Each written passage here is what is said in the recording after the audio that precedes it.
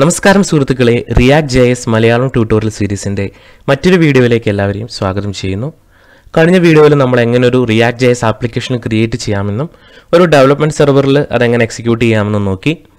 ഈ വീഡിയോയിൽ നമ്മൾ ഡിസ്കസ് ചെയ്യാൻ പോകുന്നത് റിയാക്ട് ജെഎസിലെ ഏറ്റവും ഇമ്പോർട്ടൻ്റ് ആയിട്ടുള്ള JSX കുറിച്ചാണ്. നമ്മൾ കഴിഞ്ഞ വീഡിയോയിൽ ചെറുതായി ഒന്ന് സൂചിപ്പിച്ചു JSX അഥവാ ജാവാസ്ക്രിപ്റ്റ് എക്സ്റ്റെൻഡഡിനെ കുറിച്ച്.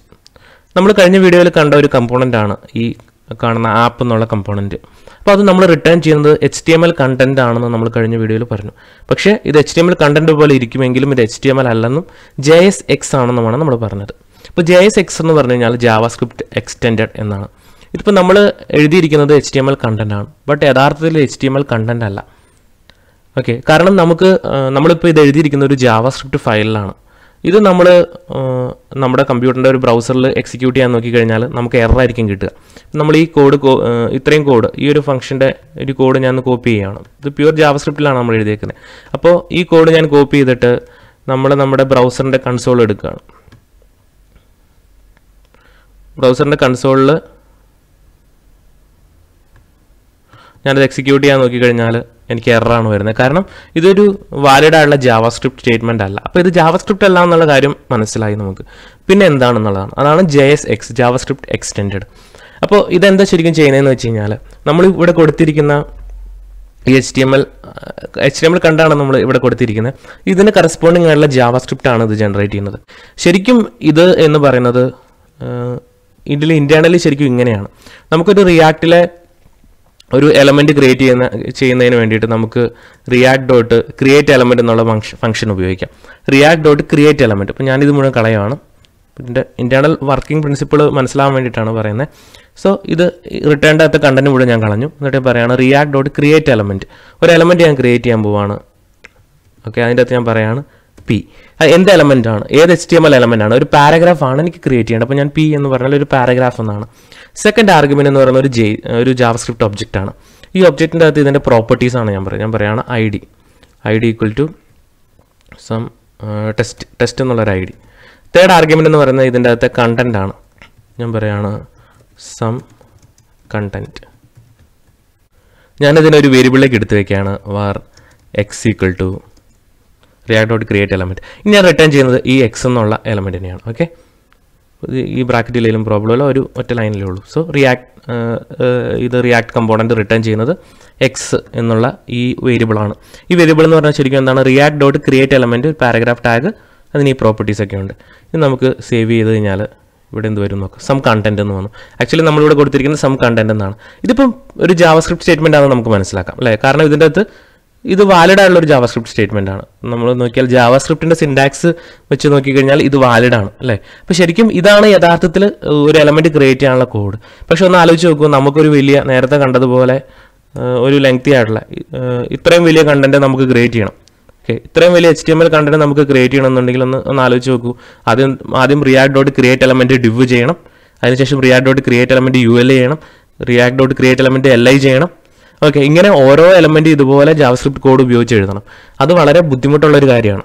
ഓക്കെ, 1-2 ഒക്കെ എഴുതാം, പക്ഷേ ഒരു വലിയ ലെങ്തി HTML ഇതുപോലെ ഓരോന്നോ എലമെൻറ്റ് ക്രിയേറ്റ് ചെയ്യാന്ന് പറഞ്ഞാൽ നമുക്ക് ഒരുപാട് സമയം പോകും. അപ്പോൾ അതിനുള്ള ഒരു ഷോർട്ട് കട്ട് പോലാണ് JSX വർക്ക് ചെയ്യുന്നത്. അതായത് നമ്മളിവിടെ എഴുതി കൊടുക്കുന്ന HTML കറസ്പോണ്ടിങ് ആയിട്ടുള്ള ജാവാസ്ക്രിപ്റ്റ് ആയിട്ട് ഇതിനെ കൺവേർട്ട് ചെയ്യുകയാണ് ചെയ്യുന്നത്. സോ ആ പ്രൊസീജിയർ ചെയ്യുന്നത് നമുക്ക് ഇതിൻ്റെ അകത്തുള്ള ബാബേലാണ്. ബാബേൽ എന്നുള്ള പ്രീ പ്രോസസ്സറാണ്.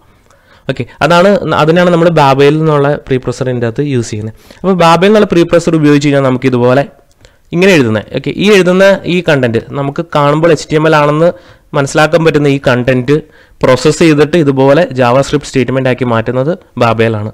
അപ്പോൾ അതുകൊണ്ട് നമുക്ക് ഇത്രയും കോംപ്ലിക്കേറ്റഡ് ആയിട്ട് ജാവാസ്ക്രിപ്റ്റ് എഴുതണ്ട. അതിന് പകരമായിട്ട് നമുക്ക് ഇങ്ങനെ വെറുതെ പ്ലെയിൻ ആയിട്ട് നമ്മൾ സാധാരണ പഠിച്ച സാധാരണ HTML ഇതിൻ്റെ അകത്ത് എഴുതി കൊടുക്കാം.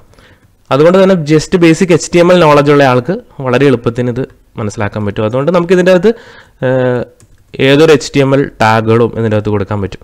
ഓക്കെ, ഇനി അതിൻ്റെ അകത്ത് തന്നെ ഒരു കണ്ടീഷനുണ്ട്. ഇപ്പോൾ ഞാനിപ്പോൾ ഇതിൻ്റെ അകത്ത് ഓക്കെ, ഇത് നമ്മളുടെ HTML കൊടുത്തു, ആ കണ്ടൻറ്റ് ഇവിടെ വന്നു.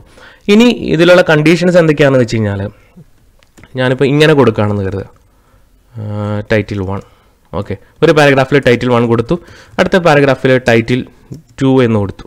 ഓക്കെ, നമ്മുടെ കേസിൽ ഇത് ഓക്കെയാണ്. നമ്മളിത് സേവ് ചെയ്ത് നോക്കിക്കഴിഞ്ഞാൽ ഇവിടെ എററാണ് വരുന്നത്. കാരണം ഇതിൻ്റെ റൂൾ ഇതാണ്. ഇപ്പോൾ ഇതിൻ്റെ അകത്ത് തന്നെ പറയുന്നുണ്ട്, പാസിങ് എറർ കാണിച്ചേക്കാണ്. Adjacent JSX elements. JSX elements എന്ന് പറഞ്ഞേക്കുവാണ്. കാരണം ഇത് ആക്ച്വലി നമ്മൾ കാണുന്ന HTML ആണെങ്കിൽ ഇത് JSX എലമെൻറ്റ്സ് ആണ്. Adjacent JSX elements must be wrapped in an enclosing tag. ഇതിൻ്റെ അർത്ഥം എന്താണെന്ന് വെച്ച് കഴിഞ്ഞാൽ ഇതിന് ശരിക്കും ഒരു പാരന്റ് ടാഗ് ഇല്ല എന്നുള്ളതാണ് ഇതിൻ്റെ പ്രോബ്ലം. അതായത് നമ്മളിപ്പം 2 ടാഗ് പറഞ്ഞു, പക്ഷെ എപ്പോഴും ഒരു JSX ഒബ്ജക്റ്റ് നമ്മൾ റിട്ടേൺ ചെയ്യുന്ന സമയത്ത് അതിനൊരു പാരന്റ് ടാഗ് ഉണ്ടായിരിക്കണം. ഓക്കെ, അപ്പോൾ ഇത് വരുന്ന സമയത്ത് ഇതിന് പാരന്റ് ടാഗ് ഇല്ല. ഇത് ഇൻഡിവിജ്വൽ ആണ്, ഇതും ഇൻഡിവിജ്വൽ ആണ്, ഒന്നിൻ്റെ താഴെയല്ല അത് കിടക്കുന്നല്ലേ. അതേസമയം ഇതിൻ്റെ മുകളിൽ ഒരു ഡിവ് ഉണ്ടായിരുന്നെങ്കിൽ, ഒരു ഡിവ് ഉണ്ട്, ആ ഡിവിൻ്റെ അകത്തായിരുന്നു ഇത് രണ്ടും കിടന്നിരുന്നെങ്കിൽ ഇപ്പോൾ ആക്ച്വലി ഒരു പാരന്റ് ടാഗ് ഉണ്ട് അല്ല. ഈ പാരഗ്രാഫ് എവിടെ കിടക്കുന്നതെന്ന് വെച്ചാൽ ഡിവിൻ്റെ അകത്താണ്. ഈ പാരഗ്രാഫ് ഡിവിൻ്റെ അകത്താണ് കിടക്കുന്നത്. ഓക്കെ, സോ ഇപ്പോൾ ഒരു പാരന്റ് ടാഗ് ഉണ്ട്. അങ്ങനെ ഒരു പാരന്റ് ടാഗിൽ എൻക്ലോസ്ഡ് ആയിട്ടായിരിക്കണം എപ്പോഴും ഒരു JSX എലമെൻറ്റ് വരുന്നത്. ഇത് നമുക്ക് സേവ് ചെയ്താൽ കണ്ടോ, നമുക്ക് Title 1 Title 2 എന്ന് കിട്ടും. ഇത് വളരെ ഇമ്പോർട്ടൻ്റ് ആയിട്ടുള്ളൊരു കാര്യമാണ്. ഇതില്ല എന്നുണ്ടെങ്കിൽ നമുക്ക് അഡ്ജസ്റ്റൻ്റ് ആയിട്ട് പാരന്റ് ഇല്ലാതെ അഡ്ജസ്റ്റൻ്റ് ആയിട്ട് ഇതുപോലെ നമ്മൾ JSX എലമെൻറ്റുകൾ ഇട്ട് കഴിഞ്ഞാൽ ഇതുപോലെ കമ്പൈലേഷൻ എറർ കാണിക്കും. ഇനി നമുക്ക് അതല്ല എന്നുണ്ടെങ്കിൽ നമുക്ക് ഇതിൻ്റെ അകത്ത് ഫ്രാഗ്മെൻറ്റ് എന്നുള്ളൊരു ഓപ്ഷനുണ്ട്. അത് നമ്മൾ ഇതിൻ്റെ ഡോക്യുമെൻറ്റേഷൻ നോക്കിക്കഴിഞ്ഞാൽ നമുക്ക് ഫ്രാഗ്മെൻറ്റ് എന്നുള്ള React.js ഫ്രാഗ്മെൻറ്റ് എന്ന് സെർച്ച് ചെയ്യാം. React.js ഫ്രാഗ്മെൻറ്റ് എന്ന് സെർച്ച് ചെയ്താൽ നമുക്ക് ഫ്രാഗ്മെൻറ്റ്സിൻ്റെ ഡോക്യുമെൻറ്റേഷൻ കിട്ടും. റിയാക്ട് ഫ്രാഗ്മെൻറ്റ് യൂസ് ചെയ്താൽ നമുക്ക് ഈ പ്രോബ്ലം ഒഴിവാക്കാൻ പറ്റും. അതായത് ഇപ്പോൾ എനിക്ക് ഈ ഡിവ് വേണ്ട, ഓക്കെ, അതായത് ഇങ്ങനെ ഒരു എൻക്ലോസ്ഡ് ഡിവിൻ്റെ ആവശ്യം എനിക്കില്ല എന്ന് കരുതാം. എനിക്ക് 2 പാരഗ്രാഫ് ടാഗ് മാത്രമായിട്ട് തന്നെ അപ്പുറം കിട്ടണം. പക്ഷെ അത് ഒരിക്കലും പറ്റില്ല, നമുക്ക് ഇങ്ങനെ ഒരിക്കലും റിട്ടേൺ ചെയ്യാൻ പറ്റത്തില്ല. അപ്പോൾ മുകളിലത്തെ ഡിവ് ഒഴിവാക്കാൻ വേണ്ടിയിട്ടുള്ള ഒരു മാർഗ്ഗമാണ് ഈ React.jsലെ ഫ്രാഗ്മെൻറ്റ് എന്ന് പറയുന്നത്. അതെങ്ങനെ യൂസ് ചെയ്യുന്നതെന്ന് ഇവർ കാണിച്ചിട്ടുണ്ട്. നമ്മൾ എഴുതുന്ന എലമെൻറ്റ് React.fragment എന്നുള്ളൊരു എലമെൻറ്റിലായിരിക്കണം. അപ്പോൾ ഇതിൻ്റെ പ്രോബ്ലം എന്താണ്? ഇപ്പം ആക്ച്വലി ഇതിനൊരു പാരന്റ് ടാഗ് ഇല്ല എന്നുള്ളതാണ് അല്ലേ. പാരന്റ് ടാഗിന് പകരമായിട്ട് നമ്മൾ എഴുതാൻ പോകുന്നത് React.fragment എന്നാണ്. അപ്പോൾ ഇങ്ങനെ പറയുകയാണ്, React.fragment എന്ന് എഴുതുകയാണ്. ഓക്കെ, ഈ React.fragmentൻ്റെ അകത്തായിരിക്കും നമ്മൾ ഈ എലമെൻറ്റ് രണ്ടും എഴുതുന്നത്.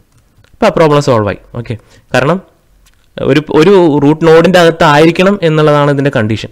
അപ്പോൾ React.fragmentൻ്റെ സെക്ഷൻ്റെ അകത്ത് ഇതായതുകൊണ്ട് ഈ പ്രോബ്ലം നമുക്ക് സോൾവ് ആയി. ഇനി നമുക്ക് തിരിച്ചു വന്നു കഴിഞ്ഞാൽ എന്ത് സംഭവിച്ചു നോക്കാം. കണ്ടോ, Title 1 Title 2 നമുക്കൊന്ന് ഇൻസ്പെക്ട് ചെയ്ത് നോക്കാം എന്താ സംഭവിച്ചെന്നുള്ളത്. നമ്മൾ ഇൻസ്പെക്ട് ചെയ്ത് കഴിഞ്ഞാൽ നമ്മുടെ റൂട്ട് നോഡിൻ്റെ അകത്താണ് കേട്ടോ ഇത് കിടക്കുന്നത്. കണ്ടോ, 2 പാരഗ്രാഫ് ടാഗ് വന്നു കണ്ടോ, പക്ഷേ ഇതിന് മുകളിൽ ടാഗ് ഒന്നുമില്ല. അപ്പോൾ നമ്മൾ ഉദ്ദേശിച്ച ഇത് സാറ്റിസ്ഫൈ ചെയ്തു.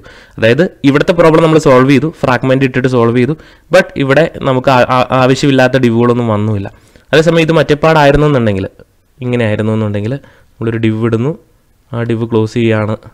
ഓക്കെ, എനിക്ക് ഈ ഡിവ് ആവശ്യമുണ്ടെങ്കിലും ഇല്ലെങ്കിലും ഈ ഡിവിൻ്റെ കണ്ടൻറ്റ് ഇവിടെ വരും.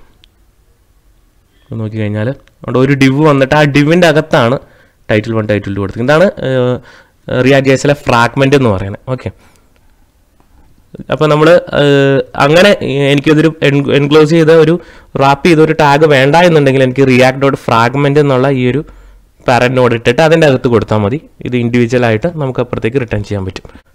ഇനി നമുക്ക് ഇതിൻ്റെ അകത്ത് ഇത് ആക്ച്വലി ജാവാസ്ക്രിപ്റ്റ് ആണ്. അപ്പോൾ ഇതിൻ്റെ അകത്ത് എന്ത് ജാവാസ്ക്രിപ്റ്റ് നമുക്ക് ഇതിൻ്റെ അകത്ത് എക്സിക്യൂട്ട് ചെയ്യാൻ പറ്റും. ഇപ്പോൾ ഉദാഹരണത്തിന് ഞാൻ റിട്ടേൺ ചെയ്യുന്നത് ഒരു ഡിവ്. ഓക്കെ, ഈ ഡിവിൻ്റെ അകത്ത് ഒരു പാരഗ്രാഫ് ഉണ്ട്. ഈ പാരഗ്രാഫിൻ്റെ അകത്ത് നമ്മൾ പറയുന്നത് ഇങ്ങനെയാണ്. ഇപ്പോൾ എനിക്ക് 1+1 എന്നുള്ള ഇതൊരു ജാവാസ്ക്രിപ്റ്റ് ആയതുകൊണ്ട് എനിക്ക് 1+1 എന്നുള്ളതിൻ്റെ റിസൾട്ട് കിട്ടണം. ഞാനിങ്ങനെ പ്ലെയിൻ ആയിട്ട് 1+1 എന്ന് കൊടുത്തു കഴിഞ്ഞാൽ എനിക്ക് 1+1 എന്നായിരിക്കും ഇവിടെ എഴുതി വരിക. ഓക്കെ, അതിന് പകരം എനിക്ക് അതിൻ്റെ റിസൾട്ടാണ് കാണേണ്ടതെന്നുണ്ടെങ്കിൽ ഞാൻ ഇങ്ങനെ ബ്രാക്കറ്റ് ഇട്ട് കൊടുത്താൽ മതി. ബ്രാക്കറ്റ് ഇട്ടാൽ സംഭവിക്കുന്നതെന്ന് വെച്ചാൽ അതിൻ്റെ അകത്ത് കിടക്കുന്നത് ജാവാസ്ക്രിപ്റ്റ് ആയിട്ട് കൺസിഡർ ചെയ്യും. ഓക്കെ, ഇപ്പോൾ ഞാൻ 1+1 എന്ന് കൊടുത്താൽ അത് ജാവാസ്ക്രിപ്റ്റ് കോഡായിട്ട് കൺസിഡർ ചെയ്തിട്ട് അതിനെ എക്സിക്യൂട്ട് ചെയ്യും. അപ്പോൾ ഇനി നമ്മൾ നോക്കിക്കഴിഞ്ഞാൽ നമുക്ക് 2 എന്നുള്ള റിസൾട്ടാണ് ഇവിടെ കിട്ടിയത്. അപ്പോൾ ഇവിടെ നമുക്ക് ഏത് വാലിഡ് ആയിട്ടുള്ള ജാവാസ്ക്രിപ്റ്റ് സ്റ്റേറ്റ്മെൻറ്റ് എഴുതാം, അതിൻ്റെ റിസൾട്ട് ഇവിടെ നമുക്ക് കിട്ടും. ഓക്കെ, ഇനി അതിൻ്റെ അകത്ത് തന്നെ മറ്റ് ജാവാസ്ക്രിപ്റ്റ് സ്റ്റേറ്റ്മെൻറ്റുകൾ ഇപ്പോൾ ഞാൻ document.write എന്ന് എഴുതാണെന്ന് കരുതാം. ഇതൊന്നും നമ്മൾ ഉപയോഗിക്കേണ്ട ആവശ്യമില്ല. ബട്ട് ജാവാസ്ക്രിപ്റ്റ് കോഡ് ഏത് കോഡ് എഴുതിയാലും ഇപ്പോൾ ടെസ്റ്റ് കണ്ടൻറ്റ് അതിവിടെ ഇതിനകത്ത് എക്സിക്യൂട്ട് ആവും. ഉണ്ടോ, ഏത് ജാവാസ്ക്രിപ്റ്റ് സ്റ്റേറ്റ്മെൻറ്റും നമുക്ക് ഇവിടെ എക്സിക്യൂട്ട് ചെയ്യാം. ഇനി അതുപോലെ ഞാൻ പറയുകയാണ്, ഇപ്പോൾ എനിക്കൊരു പാരഗ്രാഫിൻ്റെ അകത്ത് ഡിസ്പ്ലേ ചെയ്യേണ്ടത് ഇങ്ങനെയാണെന്ന് കരുതുക. വെൽക്കം എന്ന് പറഞ്ഞിട്ട് ഒരാളുടെ പേരാണ് എനിക്ക് വരേണ്ടത്. അപ്പോൾ എനിക്ക് വേണമെങ്കിൽ ഈ പേര് ഇവിടെ ഡിഫൈൻ ചെയ്യാം. var name equal to Tintu. ഇനി പറയുകയാണ് എനിക്ക് വെൽക്കം Tintu എന്നാണ് വരേണ്ടതെന്നുണ്ടെങ്കിൽ വെൽക്കം ആ വേരിയബിളിൻ്റെ പേര് ഇവിടെ പറഞ്ഞാൽ മതി. ഓക്കെ, വെൽക്കം ഈ ബ്രാക്കറ്റിൻ്റെ അകത്ത് നെയിം എന്ന് നമ്മൾ പറഞ്ഞു കഴിഞ്ഞാൽ വെൽക്കം ടിൻറ്റു പേര് മാറ്റിയാൽ ഓക്കെ. ഇനി നമ്മളിതിപ്പോൾ ബ്രാക്കറ്റ് ഇല്ലാതെ പറഞ്ഞെങ്കിൽ എന്ത് സംഭവിക്കും? വെൽക്കം നെയിം എന്ന് വരും. അപ്പോൾ ബ്രാക്കറ്റ് കൊടുക്കുമ്പോൾ അതിനെ ജാവാസ്ക്രിപ്റ്റ് കോഡായിട്ട് കൺസിഡർ ചെയ്തിട്ട് എക്സിക്യൂട്ട് ചെയ്യും. സോ അതിനാണ് നമ്മൾ ബ്രാക്കറ്റ് യൂസ് ചെയ്യുന്നത്. ഇനി നല്ല നമുക്ക് ഇതിനകത്ത് വേറെ ഫംഗ്ഷൻ ക്രിയേറ്റ് ചെയ്തിട്ട് ആ ഫംഗ്ഷനെ വേണമെങ്കിൽ യൂസ് ചെയ്യാം. ഞാൻ ഫംഗ്ഷൻ ക്രിയേറ്റ് ചെയ്യണം. ഫംഗ്ഷൻ ഗ്രീറ്റ് എന്നുള്ള ഫംഗ്ഷനകത്ത് ഞാൻ പറയുകയാണ് ഒരു നെയിം പാസ് ചെയ്യണം. ഓക്കെ, നെയിം പാസ് ചെയ്യുമ്പോൾ തരുന്നത് ഇങ്ങനെയാണ് റിട്ടേൺ. നമുക്ക് ഇനി ഏറ്റവും രസകരമായ കാര്യം എന്ന് പറയുന്നത് നമുക്ക് വെറുതെ HTML കോഡ് നമുക്ക് റിട്ടേൺ ചെയ്യാൻ പറ്റും ഏത് ഫംഗ്ഷൻ്റെ അകത്തുനിന്നും. അപ്പോൾ എനിക്ക് റിട്ടേൺ ചെയ്യേണ്ടത് ഒരു ഹെഡിങ് ടാഗ് ആണെന്ന് കരുതുക. അപ്പോൾ എനിക്ക് ജസ്റ്റ് H3 എന്ന് പറഞ്ഞ് ഇങ്ങനെ എനിക്ക് റിട്ടേൺ ചെയ്യാൻ പറ്റും നെയിം. ഓക്കെ, ഇത് നമുക്ക് നോർമലി പോസിബിളായ കാര്യമേ നമുക്ക് ചിന്തിക്കാൻ പറ്റാത്ത ഒരു കാര്യമാണ്. ബട്ട് ഇത് ഈ JSX ഉപയോഗിച്ച് ഇത് പോസിബിൾ ആണ്. കേട്ടോ, നമുക്ക് നോർമലി നമ്മൾ റിട്ടേൺ ചെയ്തുകൊണ്ടിരുന്നത് ഇങ്ങനെയായിരുന്നു. റിട്ടേൺ ഇങ്ങനെയായിരുന്നു അല്ലേ, H3 പ്ലസ് നെയിം ഇങ്ങനെ റിട്ടേൺ ചെയ്യണമായിരുന്നു. അതിന് പകരം നമുക്കിനി ഇതുപോലെ JSX റിട്ടേൺ ചെയ്യാൻ പറ്റും. ഇത് അതുകൊണ്ട് വളരെ കംഫർട്ടബിൾ ആണ്. നമുക്ക് ഏത് HTML സ്റ്റേറ്റ്മെൻറ്റും ഇതിൻ്റെ അകത്ത് HTML ടാഗും ഇതിൻ്റെ അകത്ത് എഴുതാൻ പറ്റും. അപ്പോൾ ഇനി ഈ ഫംഗ്ഷൻ എനിക്ക് വേണമെങ്കിൽ ഇതിൻ്റെ അകത്ത് ഉപയോഗിക്കാം. അപ്പോൾ എനിക്ക് ഇങ്ങനെ പറഞ്ഞാൽ മതി, ഗ്രീറ്റ് എൻ്റെ പേര്. ഓക്കെ, ബ്രാക്കറ്റ് ഇടണം, കാരണം എന്നാൽ മാത്രമേ അതിനെ ജാവാസ്ക്രിപ്റ്റ് ആയിട്ട് കൺസിഡർ ചെയ്യത്തുള്ളൂ. ഉണ്ടോ, ഗ്രീറ്റ് ടിൻറ്റു. ഇനി സേവ് ചെയ്ത് കഴിഞ്ഞാൽ ടിൻറ്റു എന്നുള്ള പേര് നമ്മളിവിടെ കൊടുത്തിരിക്കുന്നത് എന്താണ്? H3 ടാഗാണ്. H3 ടാഗിൻ്റെ അകത്ത് ഈ നെയിം വരാൻ വേണ്ടി. അപ്പോൾ എവിടെയും ബ്രാക്കറ്റ് കൊടുത്താൽ അതിനെ ജാവാസ്ക്രിപ്റ്റ് ആയിട്ട് കൺസിഡർ ചെയ്യും. ഇപ്പോൾ ഇവിടെ ബ്രാക്കറ്റ് കൊടുത്തില്ലായിരുന്നെങ്കിൽ എന്ത് കിട്ടും? നമുക്ക് ജസ്റ്റ് ബ്രാക്കറ്റ് ഇല്ലായിരുന്നു കരുതുക, നമുക്ക് ജസ്റ്റ് നെയിം എന്ന് മാത്രമേ കിട്ടുള്ളൂ. അപ്പോൾ ബ്രാക്കറ്റ് കൊടുത്താൽ മാത്രമേ അതിനെ ജാവാസ്ക്രിപ്റ്റ് കോഡായിട്ട് കൺസിഡർ ചെയ്തിട്ട് എക്സിക്യൂട്ട് ചെയ്യത്തുള്ളൂ. ഉണ്ടോ, ടിൻറ്റു. ഇനി ഇത് തന്നെ എനിക്ക് താഴത്ത് വീണ്ടും കോൾ ചെയ്യാം. അടുത്ത ആളുടെ കാര്യം വേണമെന്നുണ്ടെങ്കിൽ ഇതേ ഫംഗ്ഷനെ വീണ്ടും കോൾ ചെയ്ത് അടുത്ത പേര് കൊടുത്താൽ. ഓക്കെ, സോ ഇങ്ങനെ നമുക്ക് ഇത്രയും ഫ്ലെക്സിബിളായിട്ട് നമുക്ക് എഴുതാൻ പറ്റും. ഇതാണ് JSX ഉപയോഗിക്കുന്നതിൻ്റെ അഡ്വാൻറ്റേജ് എന്ന് പറയുന്നത്. ഇനി നമുക്ക് ഇതിൻ്റെ അകത്ത് നമുക്കറിയാവുന്ന ജാവാസ്ക്രിപ്റ്റിൻ്റെ എല്ലാ കാര്യങ്ങളും നമുക്ക് ഇതിൻ്റെ അകത്ത് ചെയ്യാൻ പറ്റും. നമുക്ക് കണ്ടീഷൻസ് ചെയ്യണമെന്നുണ്ടെങ്കിൽ അങ്ങനെ ചെയ്യാം. ഒരു കണ്ടീഷനെ ബേസ് ചെയ്തിട്ട് ഒരു കണ്ടന്റ് ഡിസ്പ്ലേ ചെയ്യണമെന്നുണ്ടെങ്കിൽ അങ്ങനെ ചെയ്യാം. ഇപ്പോൾ നമുക്ക് ചെറിയൊരു ഉദാഹരണം നോക്കിയാൽ, ഞാനൊരു വേരിയബിൾ ഡിഫൈൻ ചെയ്യാണ് ഏജ് =18 എന്ന് ഞാൻ പറയുകയാണ്. ഇനി എനിക്ക് ഒരു പാരഗ്രാഫ് ടാഗിൻ്റെ അകത്ത് ഡിസ്പ്ലേ ചെയ്യണം, ഏജ് അനുസരിച്ച് വോട്ട് ചെയ്യാൻ എലിജിബിൾ ആണോ അല്ലയോ എന്നുള്ളത്. അപ്പോൾ ഒരു പാരഗ്രാഫ് ടാഗാണ്, പറയാണ് UR. ഓക്കെ, UR എന്ന് കഴിഞ്ഞിട്ട് എലിജിബിൾ ആണോ നോട്ട് എലിജിബിൾ ആണോ എന്നാണ് കാണിക്കേണ്ടത്. നമ്മൾ ബ്രാക്കറ്റ് കൊടുക്കുകയാണ്. ഇവിടെയാണ് നമുക്ക് എലിജിബിൾ ആണോ നോട്ട് എലിജിബിൾ ആണോ എന്ന് പറയേണ്ടത്. നമ്മൾ പറയുകയാണ് ഏജ് >= 18 ആണെങ്കിൽ എന്താണോ എലിജിബിൾ, എൽസ് അതർവൈസ് ആണെന്നുണ്ടെങ്കിൽ നമ്മൾ പറയും നോട്ട് എലിജിബിൾ. നമ്മൾ കണ്ടീഷൻ സ്റ്റേറ്റ്മെൻറ്റ് കൊടുക്കുകയാണ്, നോട്ട് എലിജിബിൾ. നമ്മൾ പറയുകയാണ് UR ഏജ് >= 18 ആണെങ്കിൽ എലിജിബിൾ എന്ന് വരും, നോട്ട് എലിജിബിൾ എന്ന് വരും. അതിനുശേഷം എന്താണ് എലിജിബിൾ ഫോർ വോട്ട് അല്ലെങ്കിൽ നോട്ട് എലിജിബിൾ ഫോർ വോട്ടിംഗ് എന്തെങ്കിലും. സേവ് ചെയ്ത് കഴിഞ്ഞാൽ UR എലിജിബിൾ ഫോർ വോട്ടിംഗ്. ഇനി ഏജ് നമ്മൾ മാറ്റി കൊടുക്കുകയാണ്, 16 എന്നാക്കുകയാണെങ്കിൽ UR not eligible for voting. അങ്ങനെ നമുക്ക് ഇതിൻ്റെ അകത്ത് എന്ത് ജാവാസ്ക്രിപ്റ്റ് സ്റ്റേറ്റ്മെൻറ്റും ഇതിൻ്റെ അകത്ത് കൊണ്ടുവരാൻ പറ്റും. സോ ഈ പറഞ്ഞ കാര്യങ്ങളൊക്കെ നിങ്ങൾ നിങ്ങളുടേതായ രീതിയിൽ ചെയ്ത് പഠിക്കുക. നിങ്ങൾക്കറിയാവുന്ന ജാവാസ്ക്രിപ്റ്റ് സ്റ്റേറ്റ്മെൻറ്റുകളൊക്കെ ഇവിടെ എഴുതി നിങ്ങൾക്ക് ടെസ്റ്റ് ചെയ്ത് നോക്കാം.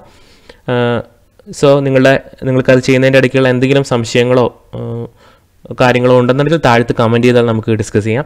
സോ ഞാൻ ഈ വീഡിയോ വൈൻഡപ്പ് ചെയ്യുകയാണ്. ഈ വീഡിയോ നിങ്ങൾക്ക് ഇഷ്ടപ്പെട്ടെങ്കിൽ ലൈക്ക് ചെയ്യാൻ മറക്കരുത്. ഇഷ്ടപ്പെട്ടില്ലെങ്കിൽ തീർച്ചയായിട്ടും ഡിസ്ലൈക്ക് ചെയ്യുക. പക്ഷേ അതിന് ഒപ്പം തന്നെ അതിൻ്റെ കാരണം കൂടെ താഴത്ത് കമൻറ്റ് ചെയ്താൽ നമുക്ക് വീഡിയോസ് ഇമ്പ്രൂവ് ചെയ്യാം. ചാനൽ സബ്സ്ക്രൈബ് ചെയ്യാത്തവർ സബ്സ്ക്രൈബ് ചെയ്യുക. അടുത്ത വീഡിയോയിൽ നമുക്ക് വീണ്ടും കണ്ടുമുട്ടാം. ബൈ.